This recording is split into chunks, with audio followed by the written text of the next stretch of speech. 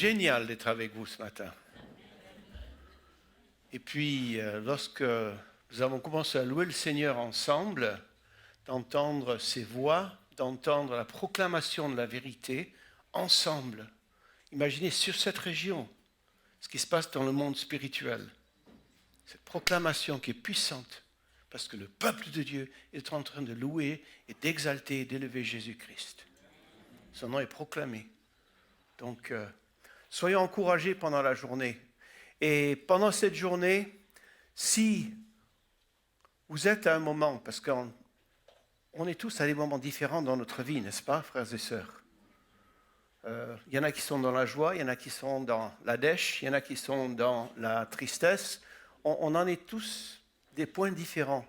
Mais si vous avez besoin qu'on prie pour vous, n'hésitez pas à demander, d'accord? Pour être encouragé, renouvelé. Vous n'êtes pas seul. Vous n'êtes pas seul. Et regardez autour de vous, voilà votre équipe. Voilà l'équipe pour la Bretagne. J'aimerais partager avec vous que cet après-midi, ce matin, excusez-moi, c'est l'habitude. Alors, à Houille-Carrière, on appelle ça le colombier, d'accord? La Fédé l'appelle Houille-Carrière, il s'évertue à garder le nom Houille, je ne sais pas pourquoi, parce qu'en fait, c'est le colombier maintenant.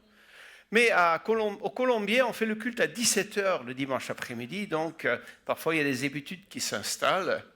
Pour certains, c'est dimanche matin, d'autres, c'est 17h, donc voilà. Mais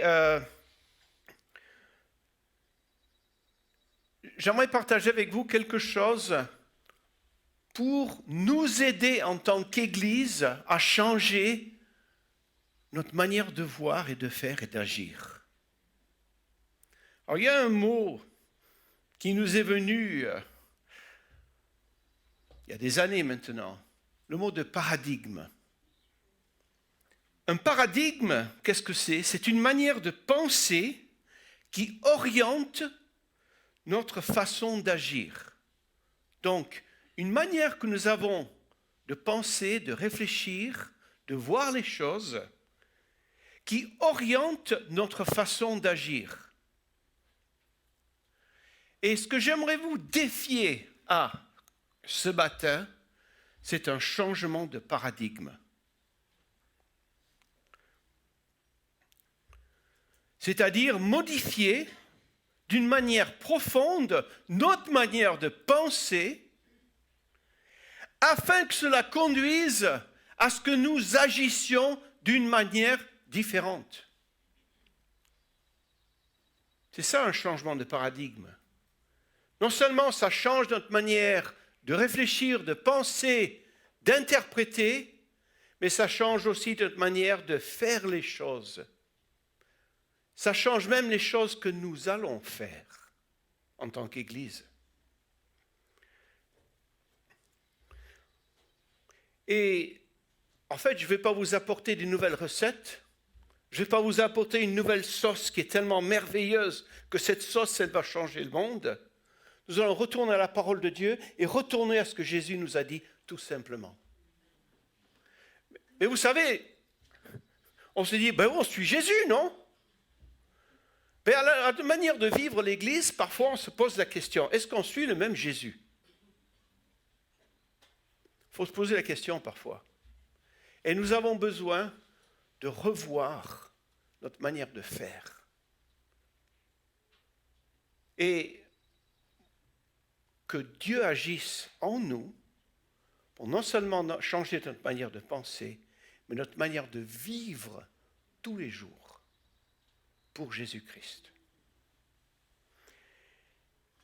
Et je reviens aux dernières paroles de Jésus. Les dernières paroles de Jésus.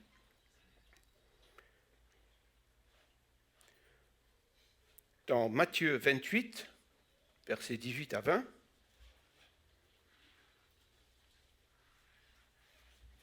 Jésus donne rendez-vous à ses disciples sur une montagne en Galilée. Et ils viennent,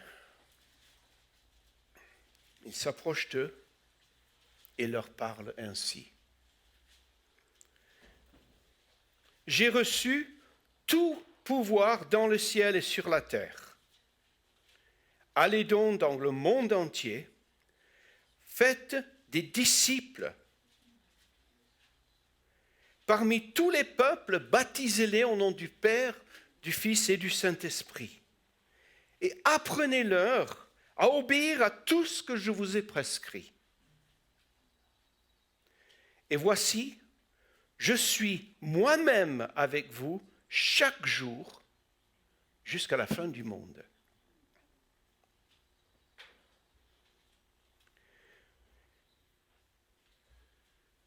Si on relit en tenant compte de la manière dans le grec que c'est dit, ce verset, en fait, le début, c'est pas « allez donc », c'est « en allant dans le monde entier, faites des disciples ». En allant dans le monde entier, faites des disciples. Jésus savait que la Pentecôte allait arriver, que l'Église allait être remplie du Saint-Esprit et que cette Église allait être forcée d'être envoyée. Vous savez, le premier envoi de l'Église de Jérusalem, ce n'était pas les disciples qui se sont vus, qui ont dit « Bon, le Seigneur nous a dit d'aller dans tout le monde, on y va les gars ?» Non, c'était la persécution qui les a forcés à partir. C'était le coup de pied. Ils étaient expulsés dans ce début de cette mission.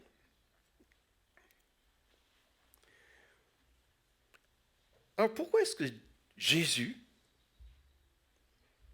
il dit « Faites des disciples parmi tous les peuples ». Pourquoi est-ce que Jésus nous dit de travailler comme ça? Faites des disciples parmi tous les peuples. On peut se dire, mais c'est une manière insignifiante de changer le monde, ça. Mais vous savez, le royaume de Dieu, il est plein de choses insignifiantes. Jésus a comparé le royaume de Dieu à un grain de moutarde, qui est la plus petite des graines, mais qui grandit et qui devient l'endroit où les oiseaux viennent pour se réfugier. Jésus a parlé de la parabole du levain, que le boulanger y met dans la pâte, que la femme, tous les jours, mettait dans sa pâte un tout petit peu de levain. Et ce levain, il se levait. Une chose très insignifiante. Ce n'est pas beaucoup de levain qu'il faut pour faire un pain. Et Jésus donne des paraboles et nous décrit des choses qui semblent insignifiantes. Un grain de sénévé, du levain, dans de la pâte à pain. Et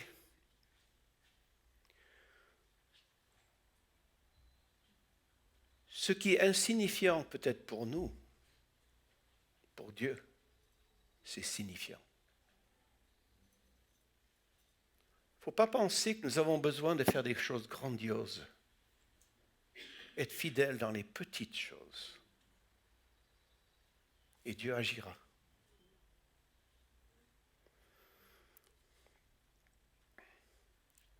Il y a un homme qui s'appelle Robert Coleman qui a écrit un livre, en fait, qui est en français maintenant. J'aimerais vous le recommander. C'est « Évangéliser selon le Maître ». Alors, Robert Coleman, ce n'est pas tout un nouveau arrivé. Il a 85 ans à peu près. Et il a écrit ce livre il y a des années maintenant. Mais c'est juste maintenant qu'on l'a en français. Et dans ce livre, Robert Coleman suppose que l'incarnation de Jésus était le point de départ et le fondement de la méthode de Jésus de venir dans le monde. L'incarnation. Donc, on pense incarnation. Il est venu dans le monde comme un bébé. Il a grandi. C'était un enfant. C'était un adolescent. C'était un homme qui a appris à travailler avec son père, un charpentier. Et c'était un homme, ce que nous voyons dans les évangiles, dans sa vie avec ses disciples, c'est un homme qui est rentré pleinement dans les relations avec les autres. Pleinement. Jésus a pris tout ce qui est humain et il l'a vécu au milieu de nous, avec nos frères, les disciples. Et Jésus est venu et il a construit des relations avec ses disciples. Il a construit des relations avec ses disciples. Et non seulement Jésus était en lien avec son Père céleste à tout moment, là où il disparaissait pendant un temps, les disciples, où est Jésus? Où est Jésus? Il est parti prier. Non. Mais il était aussi pleinement entouré des hommes. Donc, j'aimerais vous apporter peut-être une première phrase qui nous décrirait en tant que disciples de Jésus-Christ, c'est vivre pleinement avec Dieu et vivre pleinement avec ceux qui nous entourent.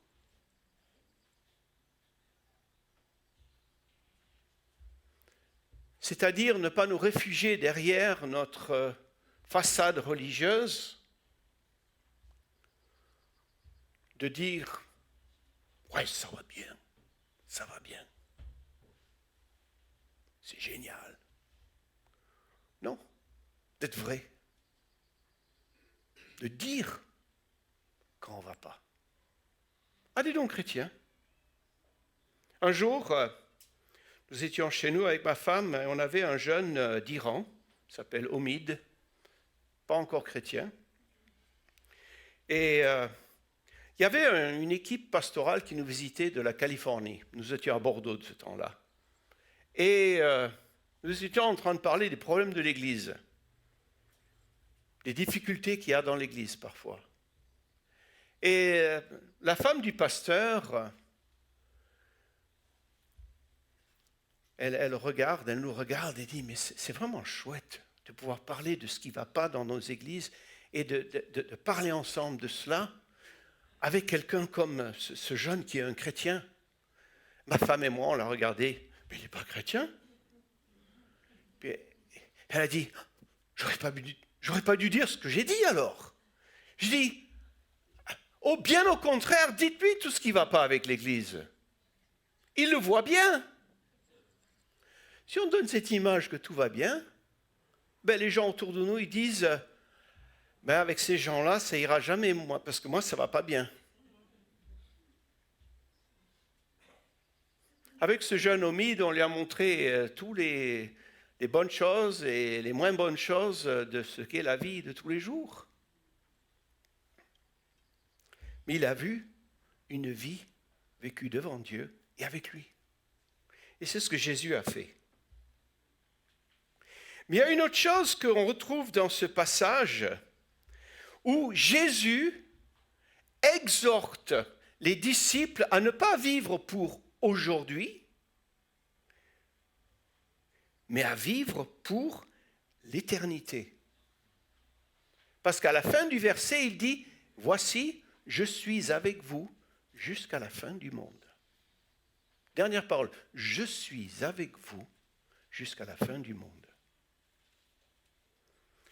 Et il nous exhorte à vivre pour l'éternité. Vous voulez vivre pour l'éternité? Commencez à faire des disciples, mes frères et sœurs. Commencez à former des disciples. Les réunions, le culte et tout ça, c'est très bien. En fait, la vie, elle se passe lorsque c'est une personne qui est avec une personne et qui commence à découvrir la foi, qui commence à découvrir comment marcher avec Jésus, comment servir Jésus. Et j'aimerais vous encourager, quand vous vivez pour l'éternité, vous n'allez pas penser à ce qui se passe aujourd'hui, vous allez penser à l'impact de ce que vous faites aujourd'hui dans l'éternité. Vous avez un Dieu qui est aussi fort que ça. Si vous êtes fidèle aujourd'hui, ça va jusque dans l'éternité, le travail qui est fait au travers de vous, à cause de votre Dieu, à cause de son esprit.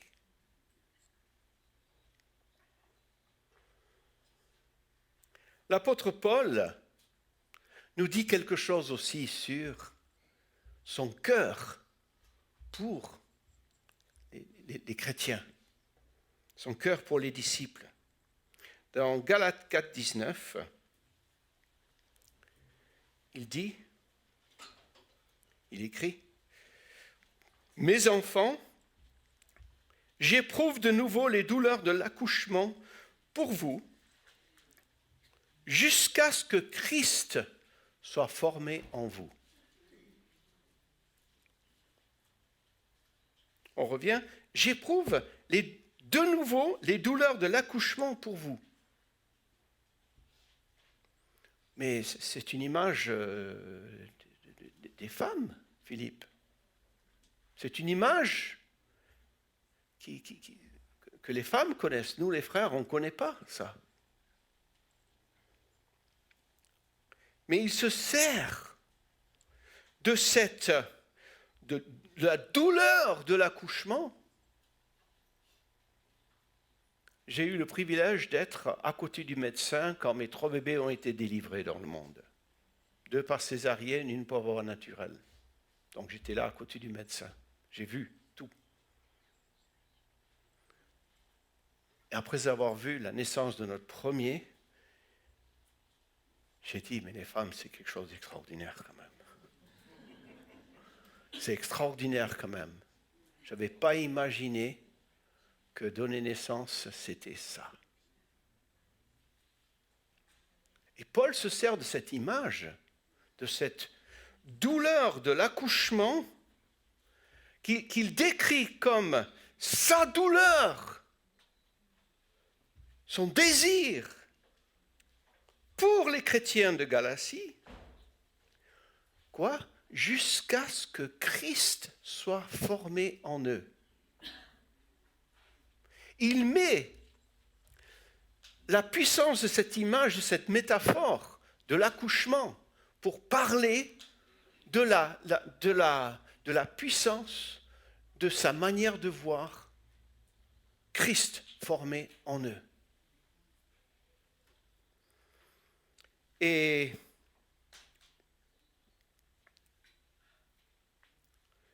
il nous est arrivé avec ma femme de nous trouver à faire des disciples qui mouraient pour leur foi aussi. Ça, on ne sait jamais ce que Dieu va faire avec les gens communs à Christ.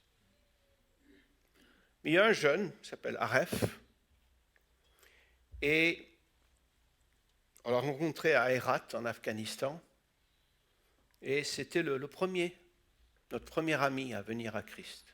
C'était un prof de fac, le coach de foot, le meilleur coach de foot de l'Afghanistan, 4 fois sélectionné joueur olympique. Et il est venu à Christ et il a commencé à voyager avec ma femme et moi, cheminer dans sa vie spirituelle. On était là le jour où il a annoncé à sa femme qu'il était devenu un disciple de Jésus-Christ. Il aurait pu se faire tuer ce jour-là. Sa femme fait partie d'une famille pashto très traditionnelle. On était là le jour où Aref a découvert la puissance du pardon radical que Christ apporte dans la vie quand il a pardonné quelqu'un qui lui a fait tout perdre, toute la face, toutes ses apparences devant les autres, dans toute une partie d'Afghanistan, quand il a découvert qu'il pouvait pardonner cette personne. Et puis, un jour, l'institution que nous avions démarrée à Herat, c'était l'Institute for Leadership Development. Et un jour, c'était le missionnaire sud-africain, qui était mis en prison par le gouvernement parce qu'il avait prosélytisé, annoncé Jésus-Christ. En fait, c'est ce qu'on faisait tout le temps. Mais lui, il s'est fait prendre. Il était en prison. Et qui c'est qui s'est levé pour devenir le directeur de l'école à ce moment-là ? C'est notre jeune Aref. Ce que j'ai vu chez Aref, chaque fois qu'il prenait plus de risques, le plus il grandissait dans sa foi de disciple. Jusqu'au jour, il y a à peu près 6 ans, ma fille m'a envoyé un mail. Elle m'a dit, papa, tu as vu, mon grand frère est mort en Afghanistan. Parce qu'il est devenu le grand frère de ma fille. Et il est mort pour sa foi.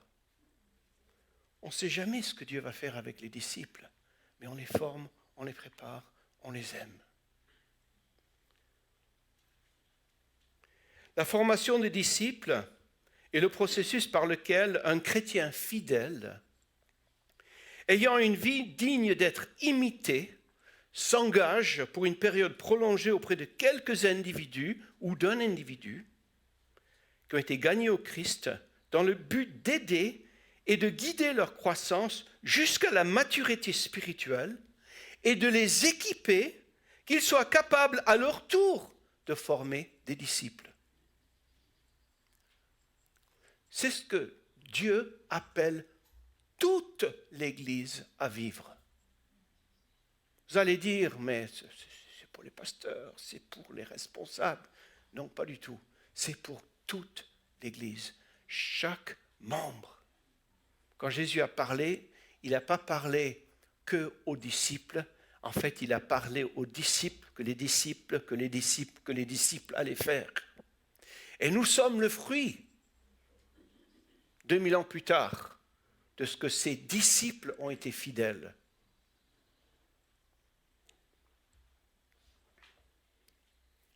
Qu'est-ce que c'est un disciple? Il y a une chose qui... J'aimerais que vous saisissiez ça. Un disciple est un apprenant à vie. Vous avez entendu? Un disciple est un apprenant à vie. Souvent, nous nous installons spirituellement, arrivés à un certain point de notre vie chrétienne. On prend sa chaise, on s'assoit et on dit « Je suis acquis sur mes acquis. Je suis assis sur mes acquis. » Et puis on reste sur sa chaise. Et on arrête d'apprendre. Jésus nous appelle à être des disciples qui vont apprendre toute leur vie.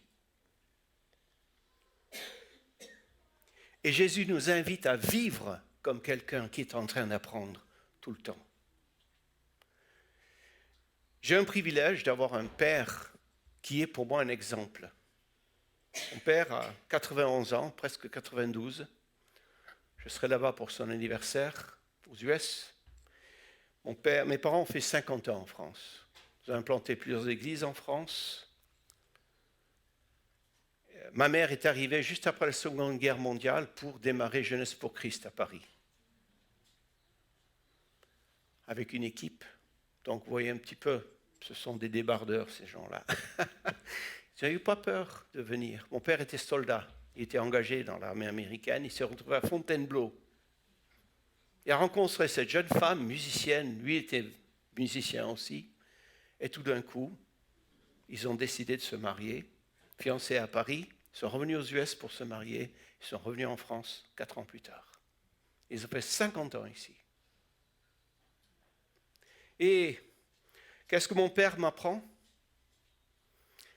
En 2013, il est venu nous voir au Niger pendant 5 semaines, 35 jours. J'étais directeur de l'hôpital chrétien de Niamey. Et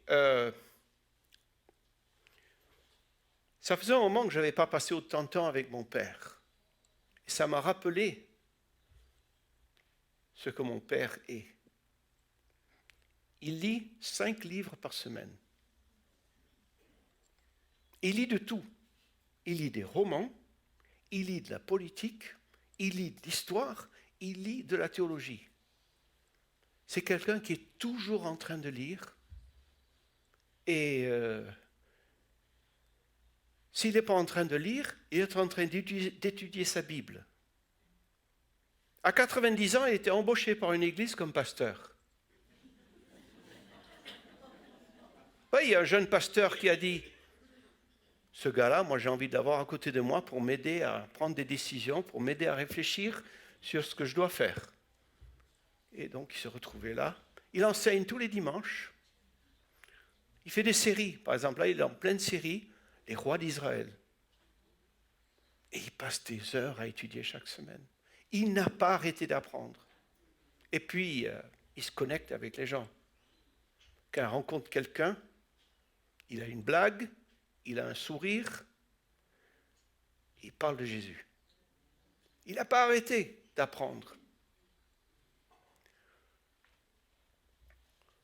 Nous avons besoin de prendre exemple sur des personnes comme ça. Nous avons besoin d'apprendre à vie. Nous allons arriver un jour, frères et sœurs. Oui, c'est vrai. Mais jusqu'à là, ce moment-là, c'est tout le chemin que nous faisons et c'est là que nous sommes des apprentisseurs. Je vous ai créé un nouveau mot français là. Je suis linguiste, donc je me le permets. Mais on n'a pas besoin d'être des chrétiens qui s'assoient, qui s'installent et qui disent « ça y est, je suis arrivé ». On a besoin de se lever de cette chaise et de dire « Seigneur Jésus, qu'est-ce que j'ai besoin d'apprendre? Où veux-tu que j'aille? Qu'est-ce que tu veux que je fasse ?»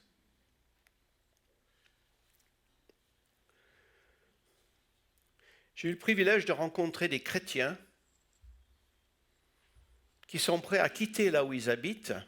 Ils entendent parler d'une implantation d'église qui se fait ailleurs et qui se disent, si on allait les aider, ils vendent leur maison, ils vont acheter une maison là où est la nouvelle implantation, ils s'installent, ils se mettent à travailler, ils sont là pour aider. J'ai le privilège de rencontrer des gens comme ça, qui vivent d'une manière intentionnelle pour Jésus, prêts à suivre.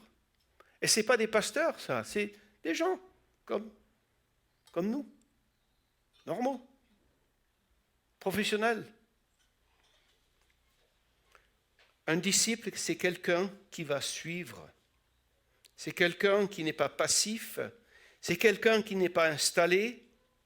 C'est quelqu'un qui, en fait, cherche d'autres choses que les autres.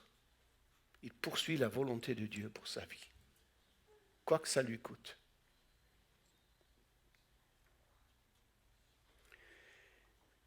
Tim Keller, vous connaissez le nom, j'imagine. Voici ce qu'il dit.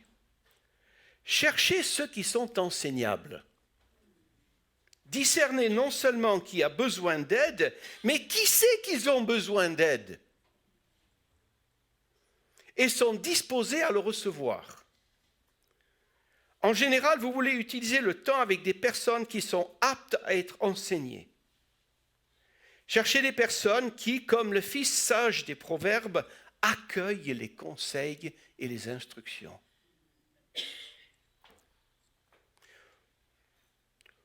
Comment est-ce qu'on vit ça au jour le jour? J'ai des lunettes de faiseur de disciples. Je vois les jeunes, je vois les gens autour de moi comme des potentiels disciples. J'ouvre les yeux.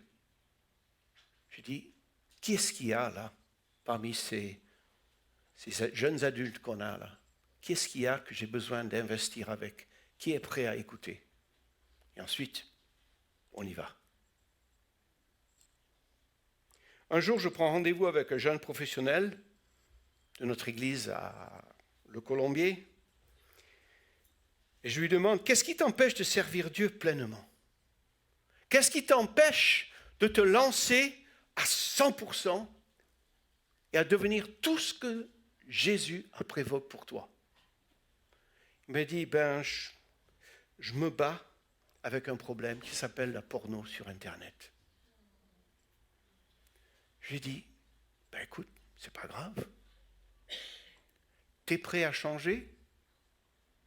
T'es prêt à avoir quelqu'un qui va te rendre redevable pour ce que tu fais avec ton temps? Il dit, oui, je suis prêt, parce que moi j'en ai marre. J'ai plus envie d'être sous ce truc. J'ai envie de changer. Et on commence à accompagner.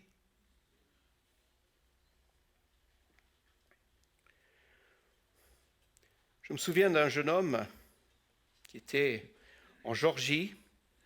Il était dans Georgia Tech, c'est une grande université d'ingénieurs aux US. Et il m'a écrit. Il était en 4e année, il s'apprêtait à terminer la faculté. Et il m'a écrit, il m'a dit, Philippe, je m'apprête à gagner beaucoup d'argent avec ce nouveau travail que je vais avoir. Est-ce que tu peux m'accompagner pour que je sois quelqu'un qui va gérer l'argent comme Dieu le veut et servir Dieu d'une manière radicale dans son travail tous les jours? Est-ce que tu peux m'accompagner? Bon, c'était dans les années 80. Donc de ce temps-là, vous savez ce qu'on faisait? On enregistrait des lettres en cassette. Ben oui, on s'adapte. Hein? Aujourd'hui, on prendrait WhatsApp et puis on fait un message et on l'envoie, ou on parle par WhatsApp. Mais ce jeune, on a continué ensemble. Il est sorti, il a commencé. La relation a continué. Un jour dans sa vie, son fils a eu une leucémie intense. Il était en phase terminale 4. Et par hasard, nous étions avec eux ce jour-là, quand ils ont découvert ça. Et j'en ai le privilège de l'accompagner pendant ce temps-là. Mais pendant ce temps-là, il est tombé aussi, lui aussi, dans le porno Internet. Mais la relation que nous avions quand nous avons commencé nous a permis de continuer dans cette relation de disciples où justement il a pu apprendre à suivre Jésus. Et je vous dirai, 35 ans plus tard, la relation continue. Et il continue à servir Dieu fidèlement. C'est ça, faire des disciples. J'aimerais vous donner une vision pour votre vie qui est autre que celle que vous avez. C'est pour ça qu'on parle d'un changement de paradigme.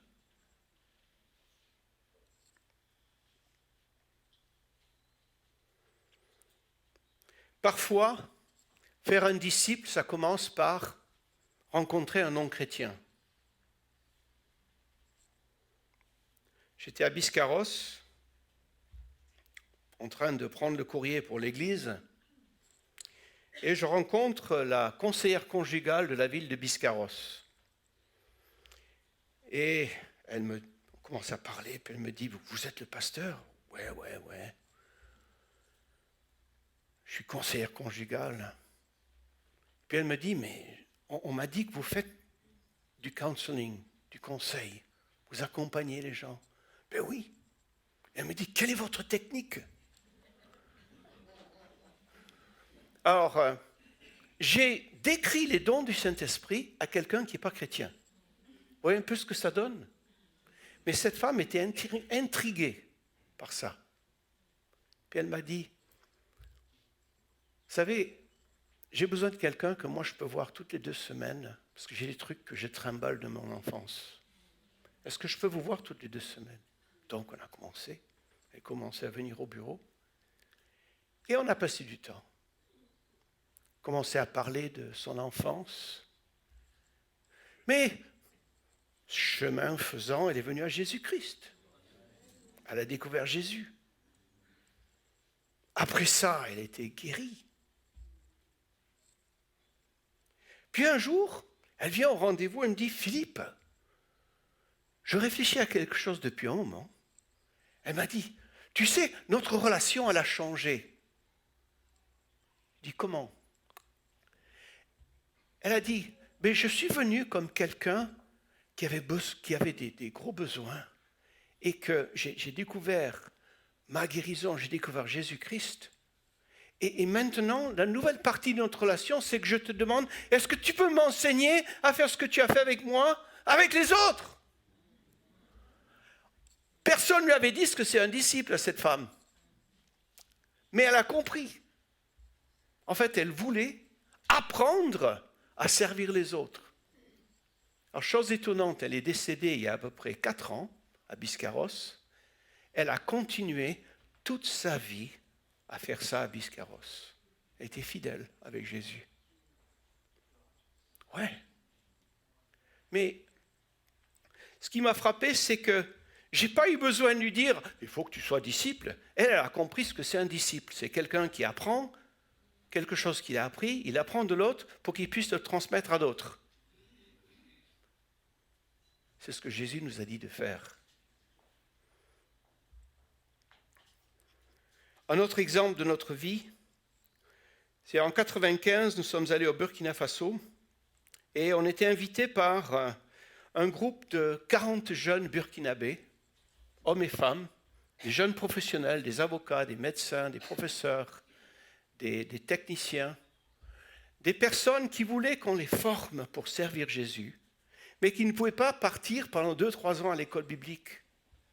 Donc on était allé là-bas pendant 7 mois, et on a passé 7 mois de vie intense de discipulat avec 40 jeunes. À tous les moments de la journée, de la nuit, tous les week-ends, on était ensemble. On a vécu la louange, on a vécu la prière, on a implanté des églises ensemble. Et toute la semaine, ils étaient là, 4 soirs par semaine. On ouvrait la Bible, on étudiait la vie de Jésus-Christ, ensemble. Et j'étais frappé par ce groupe parce que nous sommes partis plus rapidement que prévu, à cause d'un problème de santé que j'ai eu là-bas. Mais 3 mois après notre départ de cette ville au Burkina, tous ces jeunes avaient été mutés pour leur travail dans toutes les autres parties du Burkina. Ils ont amené ce qu'ils ont fait pendant les 7 mois, ils l'ont amené partout où ils allaient, ils ont fait la même chose avec tous les autres, avec d'autres. Ils ont multiplié. On n'a pas fait exprès.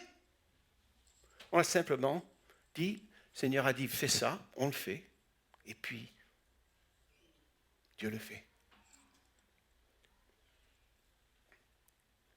On est retourné en 2014 pour visiter nos amis, là.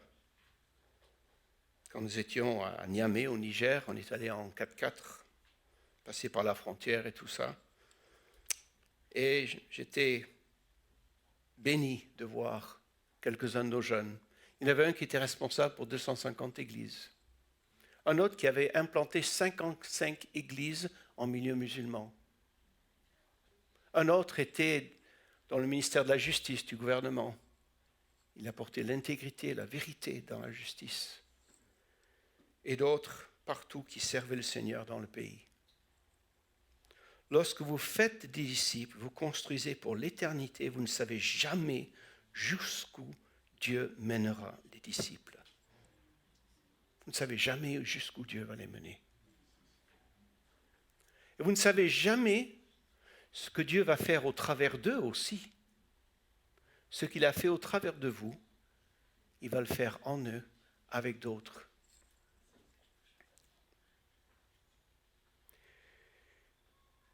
Mais je pense qu'on a besoin, en tant que chrétiens, d'approfondir les choses dont on parle entre nous en tant que chrétiens.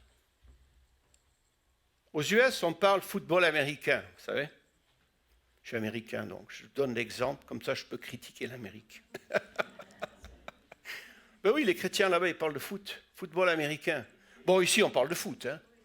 L'autre foot, le vrai foot avec le ballon rond. Mais,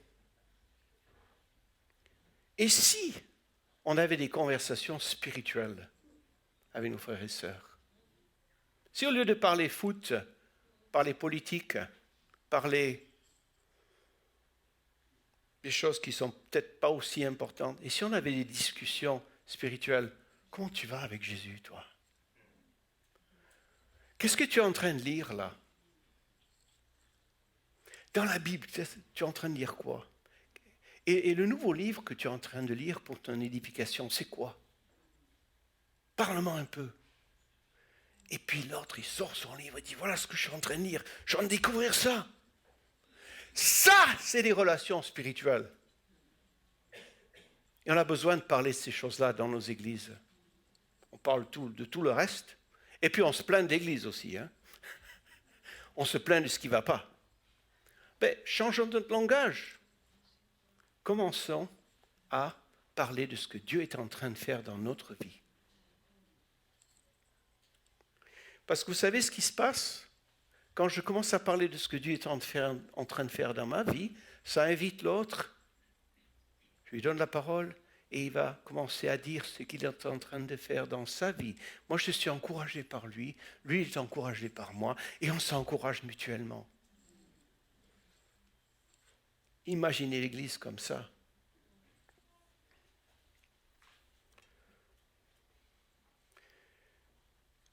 Souvent, je crois que l'Église est un laboratoire d'expérimentation, de changement et d'apprentissage. N'est-ce pas?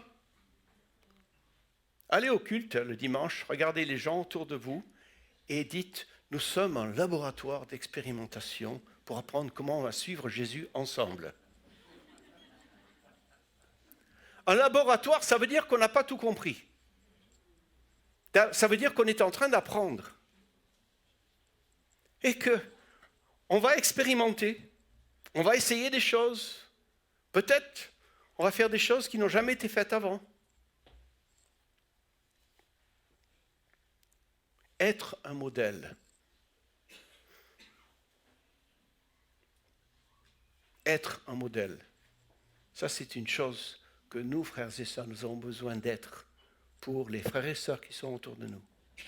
Nous avons besoin d'être des modèles de ce que Dieu est, de ce qu'il est en train d'accomplir. L'apôtre Pierre dit, il vous a laissé un exemple que vous devriez suivre. Paul dit, suivez-moi comme je suis Christ. On a besoin d'être des personnes d'exemple en tant que disciples de Jésus-Christ.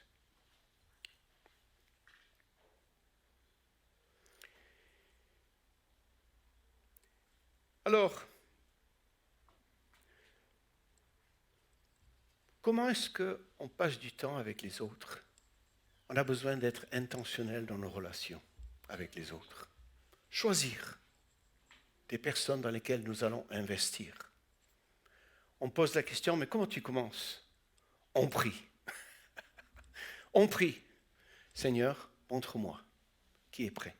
Montre-moi, Seigneur, dans les gens qui sont autour de moi, qui est-ce que tu veux que je commence à faire connaissance avec? Qui est-ce que tu veux que j'investisse avec? Qui c'est qui est autour de moi qui est apte à être enseigné, qui est prêt? Les prières comme ça, il y répond, mes frères et sœurs. Il vous montre des personnes. Parfois, il va vous montrer des personnes, vous allez dire, lui? Elle? Vous allez dire, pas possible, pas possible. Mais si vous le dites, faites-le.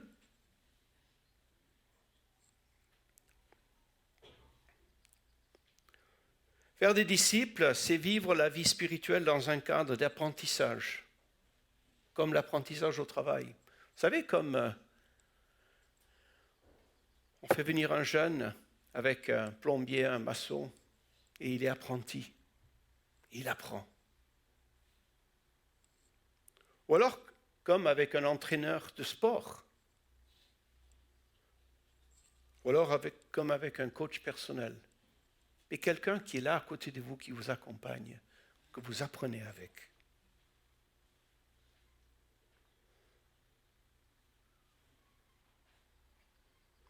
Et c'est humiliant.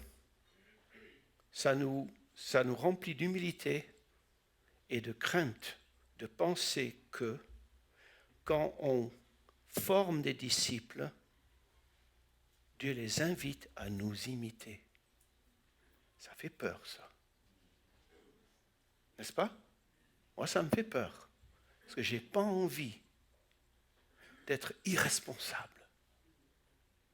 Je veux que ceux qui vont m'imiter suivent Jésus fidèlement. Mais Paul, il a utilisé ce langage. Et nous, chrétiens, nous avons besoin d'être ces personnes spirituelles. Ces chrétiens spirituels qui font des disciples, qui sont des exemples.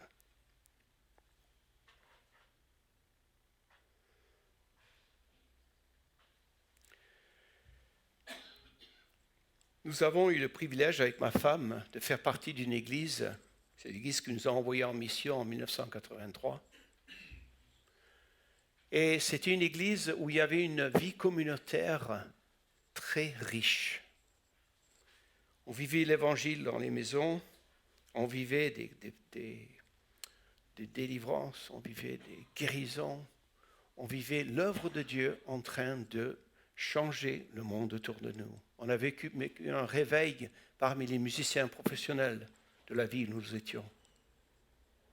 Des personnes comme le bassiste Leonard Skinner qui sont venus à Christ. Dieu a agi. On a eu le privilège avec ma femme de vivre dans cet environnement-là. Et ça nous a marqué à vie. On a vu la puissance quand quelqu'un prend le temps pour les autres et dit « Est-ce que je peux marcher avec toi ?» Et on découvre Jésus ensemble.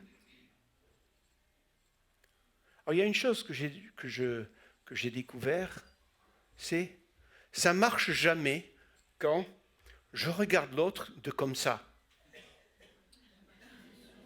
Vous voyez un petit peu ?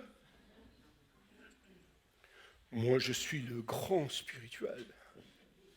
Laisse-moi t'enseigner. Pas ça. C'est à côté. On prend le bras, on dit, tu veux marcher avec moi un moment pour apprendre à suivre Jésus ensemble ?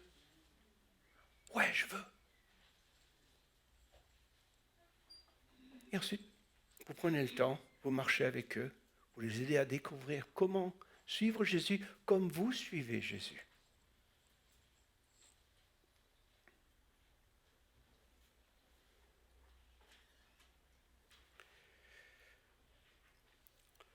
L'idée d'être un modèle est difficile parfois.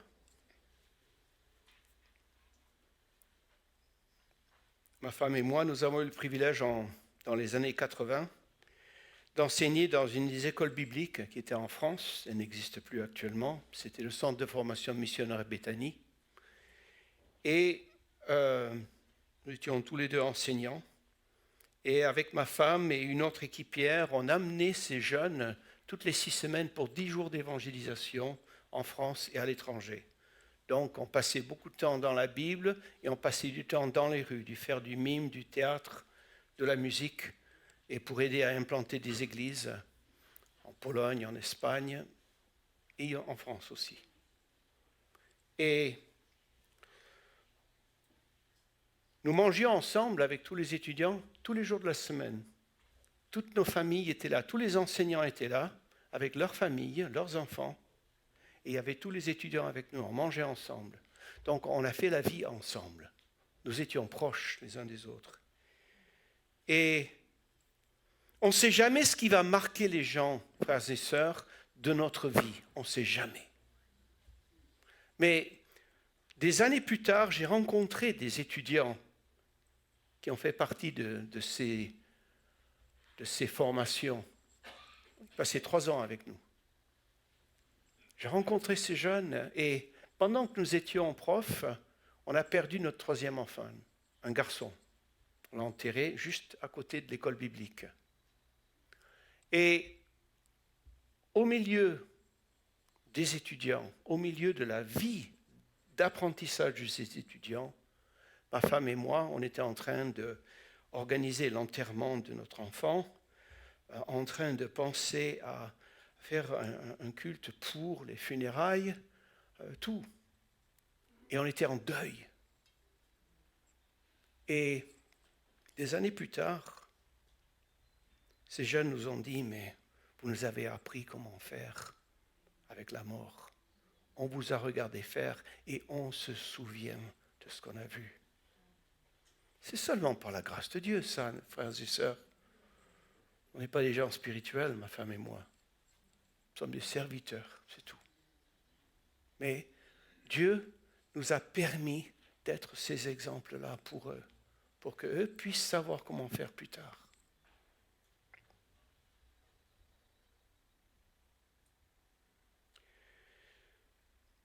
Pour terminer ce premier enseignement, je constate que les nouveaux disciples qui ont été formés par quelqu'un reproduiront le même modèle parce qu'ils connaissent l'impact sur leur propre vie et veulent que les autres reçoivent la même bénédiction qu'ils ont reçue.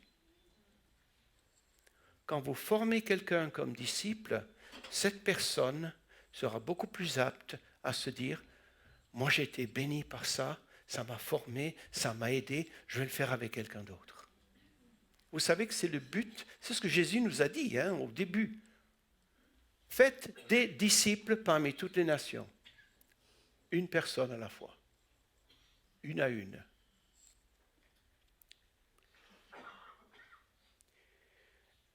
Lorsque vous faites des disciples, vous construisez pour l'éternité et vous ne savez jamais où Dieu les mènera.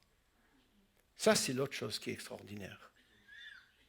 On ne sait jamais où Dieu va mener les personnes qu'on a le privilège de former. On a fait partie de leur vie et ensuite ils vont et ils servent Dieu et on ne sait jamais ce qui va arriver. Et un jour, on va savoir. Un jour, on va voir les fruits. Ils vont dire, mais écoute, après, j'étais là. Ah ouais, ah oui. Mais vivez comme ça, frères et sœurs. Chrétiens moribondes, il n'y en a pas besoin. Chrétiens pleins de joie avec toutes les épreuves de la vie et chrétiens qui font des disciples, on en a besoin. Frères et sœurs, vos villes en ont besoin. Il y a des non-chrétiens dans vos villes qui ont besoin que vous commenciez avec eux. Donc, en allant, frères et sœurs, faites des disciples. Amen.